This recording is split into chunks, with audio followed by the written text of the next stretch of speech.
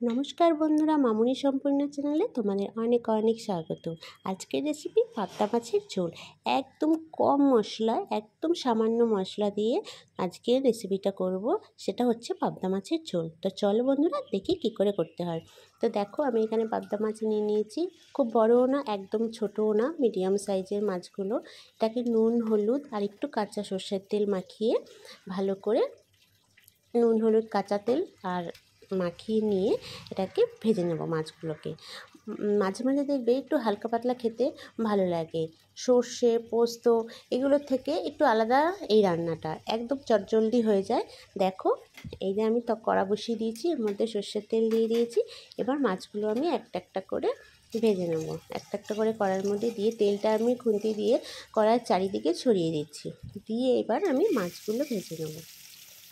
একদম মশলা লাগেই না বলা চলে এটাতে। আমি একদম কম মশলা, দুটো মশলা মাত্র ইউজ করেছি। ওটা দিয়ে আমি মাছটা আজকে রান্না করে ফেলবো। আমার মাছগুলো ভাজা হয়ে গেছে, আমি মাছগুলো তুলে নিচ্ছি। আমার কিন্তু সব মাছগুলো ভাজা হয়ে গেছে। দেখো, আমি তোমাদের দেখিয়ে দিচ্ছি। এই দেখো, আমাদের মাছ ভাজা হয়ে গেছে। আর একটু অল্প, একদম সামান্য একটু তেল দিলাম, দেখে বুঝতে পারছো তেল অল্প। একদম কালো জিরে ফোড়ন দিলাম। এর মধ্যে দুটো কাঁচা লঙ্কা, কাঁচা লঙ্কাটা তো অবশ্যই কিন্তু মাঝখান দিয়ে চিড়ে দেবে, নাহলে কিন্তু ফুটবে। এর মধ্যে একটু টমেটো কুচি দিয়ে দিলাম, একটা টমেটো কুচি দিয়ে দিলাম। টমেটোটাকে তেলের মধ্যে ভালো করে কষিয়ে নিতে হবে। খুন্তি দিয়ে ভালো করে নাড়াচাড়া করে কষিয়ে নিতে হবে। দেখো, ভালো করে কষাতে হবে, টমেটোর কাঁচা গন্ধটা যাতে চলে যায়। এর মধ্যে কী কী মশলা পড়ছে শুধু একটু দেখে নাও। হলুদ, লবণ আর একটু লঙ্কার গুঁড়ো সামান্য, এটা আমি একটু জল দিয়ে গুলিয়ে নিচ্ছি। এর মধ্যে কিন্তু আমি আর কিছুই দিলাম না। একটু লবণ, একটু হলুদ আর একটু শুকনো লঙ্কার গুঁড়ো। এটা এবার আমি এই টমেটো কষার মধ্যে দিয়ে দিলাম। দিয়ে এটা আমি ভালো করে কষতে হবে। খুব কম সময়ের মধ্যে কিন্তু এই রান্নাটা হয়ে যায়। দেখো, এই যে আমার প্রায় অনেকটা কষে আসছে। আর একটু ভালো করে কষা করে, ভালো করে নাড়াচাড়া করে, দেখো কালারটা আমার চেঞ্জ হয়ে গেছে। দেখে বুঝতেই পারছো আমার কষা কিন্তু হয়ে গেছে। আমি এর মধ্যে এবার জল দিয়ে দেবো।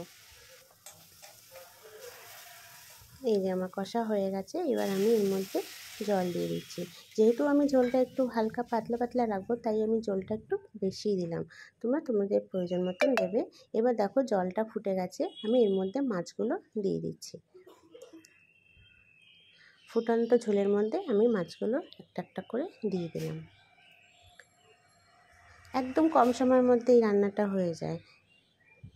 দেখো, এই যে আমার কিন্তু, আমি আর ঝোল কিন্তু কমাবো না, আমার ঝোল এইটুকুই থাকবে।